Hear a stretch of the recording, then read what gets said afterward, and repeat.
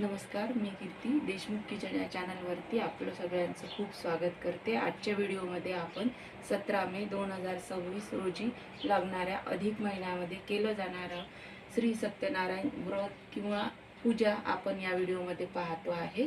ही पूजा आपण अधिक महिन्यामध्ये कुठल्याही दिवशी केली तरी ती सेवा आपली मान्य होते आणि आपण वर्षभर कधीही सत्यनारायणाची पूजा करू शकतो। इथे मी घरच्या घरी सत्यनारायण कसा करता येईल ते सांगते। इथे मी चौरंग मांडून घेतलेला आहे आणि चौरंग किंवा पाट आपण काही मांडून घ्यायचं आहे, त्याच्यावरती आसन घालून घ्यायचं आहे।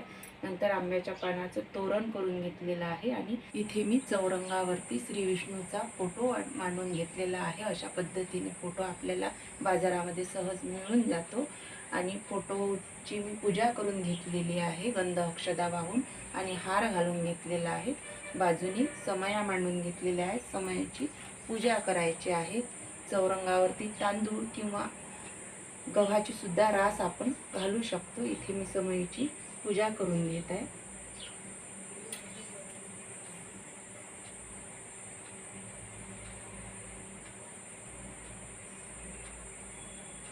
आणि इथे घंटा मांडून घेतलेला आहे। घंटा आणि शंख याची पण पूजा करून घ्यायची आहे। मधोमध तांदूळाची रास घालून घेतलेली आहे, त्याच्यावरती सुद्धा कुंकू आणि अक्षदा घालून घेतलेले आहे आणि धूप लावून घ्यायचा आहे। धूप दीप ओवाळून घ्यायचा आहे आणि पूजेला सुरुवात आपण करणार आहोत।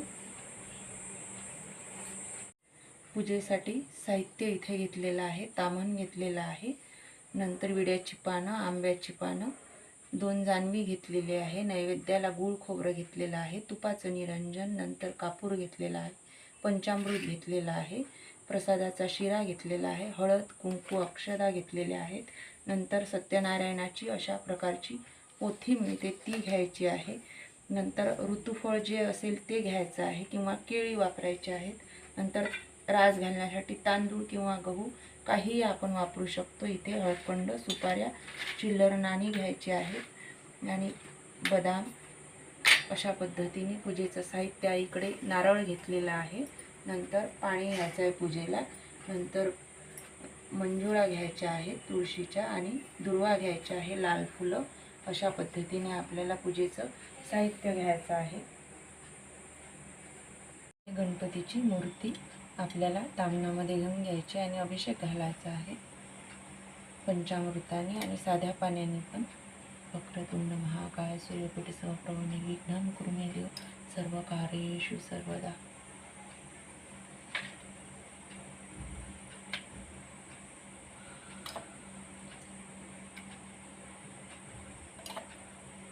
अशा पद्धतीने मी गणपतीला अभिषेक घालून घेते आणि विड्याच्या पानांवरती मांडून घेते।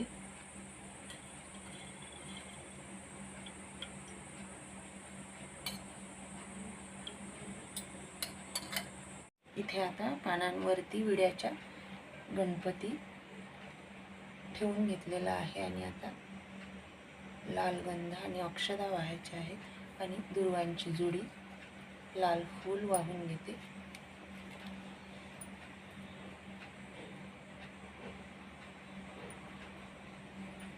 हे आता जानवं पण मी गणपतीला घालून घेतलेला आहे आणि गुळ खोबऱ्याचा नैवेद्य दाखवायचा आहे आणि बाजूने विडे मांडून घेतलेले आहेत मी। त्याच्यावरती आपल्याला सुपारी, हळकुंड, बदाम, खारीक ठेवून घ्यायचं आहे। जे आपल्याकडे असेल ते ठेवायचं आहे।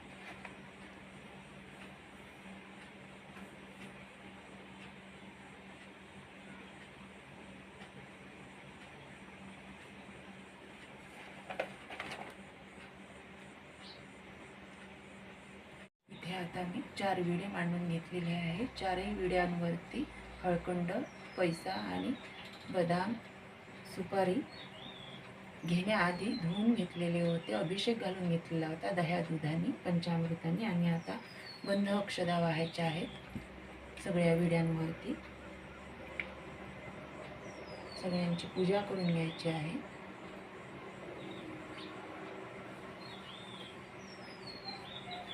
फुलं वाहायची आणि हे 4 विडे व हे विडे कुलदेवतेच्या नावाचा एक विडा आहे, नंतर लोकपाल या एक विडा आहे, आणि वास्तुपुरुष आणि वरुण देवता या सगळ्या देवतांचे हे विडे इथे मांडून घेतलेले आहेत आणि पूजा करून घेतलेली आहेत. याच्यानंतर आपण कलश मांडणार आहोत. कलशासाठी मधोमध इथे तांदूळ घालून घेतलेले आहेत आणि गंध अक्षदा वाहून घेतलेल्या आहेत. लाल फूल वाहून घेतलेलं आहे आणि आता याच्यावरती आपण कलश मांडून घेऊ.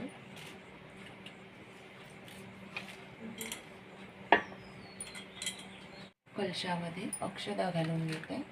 गंध अक्षदा घालायच्या आहे. कलशावरती 5 बोटं उमटवून घेतलेली आहेत आणि कलशाची पूजा करून घेतलेली आहे. नंतर दुर्वा घालायचा आहे, पंचामृत घालायचं आहे.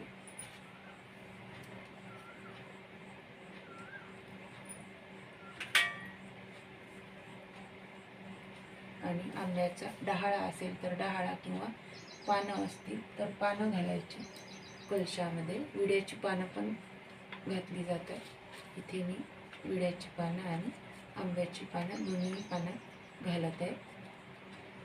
आणि याच्या मधोमध आपल्याला तामण ठेवायचं आहे. आता इथे मधोमध वरुण देवतेच्या नावाची सुपारी मांडायची आहे. तामणामध्ये तांदूळ घालून घेतलेले आहेत आणि सगळ्या दिशांना आपल्याला नवग्रहाच्या सुपाऱ्या मांडून घ्यायच्या आहेत. सुपाऱ्या घेण्याआधी मी पंचामृताने धुवून घेतलेल्या होत्या.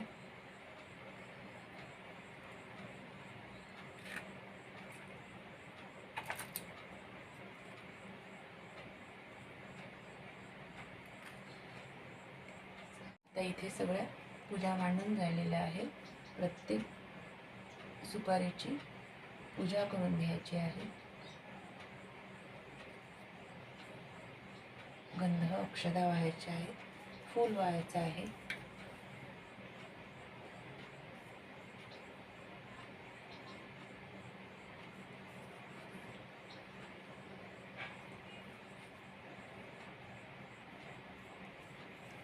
आणि मधोमध श्रीकृष्ण ठेवायचा आहे.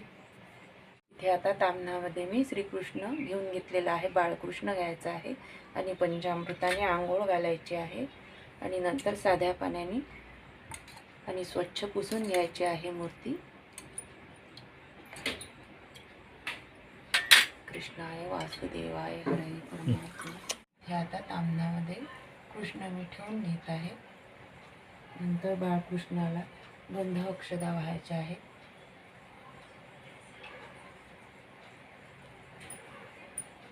आणि शक्य असल्यास आपल्याला 11, 21 कितीही मंजिऱ्या मिळाल्या त्या बाळकृष्णाला व्हायच्या आहे.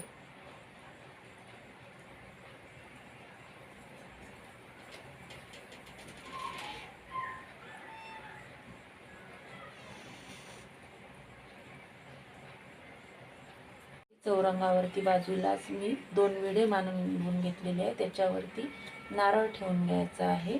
नारळ, सुपारी, पैसा आणि ब्राह्मण देवतेच्या नावाची ही विडा ठेवायचा आहे आपल्याला.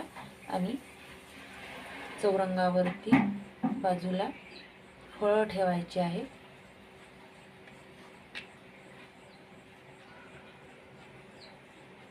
आता मी फळं मांडून घेतलेली आहेत. वरती चौरंगावरती जागा न पुरल्यामुळे मी खाली ठेवलेली आहेत पाटावरती. आणि त्याच्यावरती एक मंजिरी ठेवून आपल्याला पाणी फिरवायचं आहे. आणि नैवेद्य पण ठेवून घेतलेला आहे.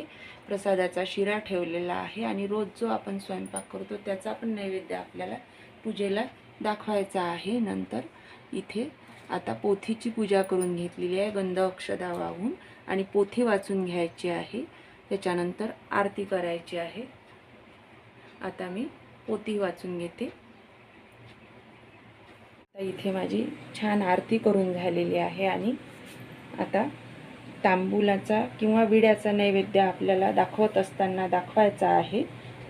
आणि अशा पद्धतीने घरच्या घरी सत्यनारायणाची पूजा आपण करू शकतो. आणि अधिक महिन्यामध्ये केली जाणारी ही सेवा अत्यंत प्रभावी आहे. तर व्हिडिओ पाहिल्याबद्दल सगळ्यांचे खूप धन्यवाद.